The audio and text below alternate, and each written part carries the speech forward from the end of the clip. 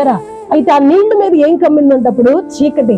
ఆ నీళ్ల మీద చీకటి ఉన్నప్పుడు ఎలా ఉంటది? మనకి భయంకరమైనటువంటి ఆ పరిస్థితి మన కళ్ళకు కనబడింది కదా.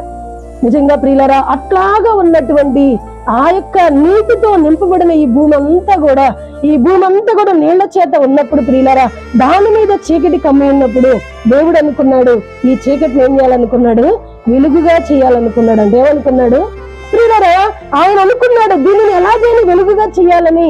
చాలా సమయం ఆయన ఆలోచించి ఎలాగా ఈ చీకటిని నేను వెలుగుగా చేయాలి ప్రియులారా, ఆయన ఆలోచించి ఆయనలో వచ్చినటువంటి తలంపులన్నింటిని కూడా ప్రియులారా 6 దినాలు అన్నింటిని కూడా భూమి మీద ఉన్న సమస్తమును కూడా కదా, విత్తనములు, పక్షులు, జంతువులు ప్రియులారా, సూర్య చంద్రులు, నక్షత్రములు, వీటన్నింటిని కూడా ఏం చేశాడంటే ఆయన ప్రతి దినము కూడా. అంటే ఆయన ఒక మంచి నిర్మాణకుడిగా ఉంటాడు. ఎవరైనా మనం ఆరాధించే దేవుడు ఎవరో తెలుసా?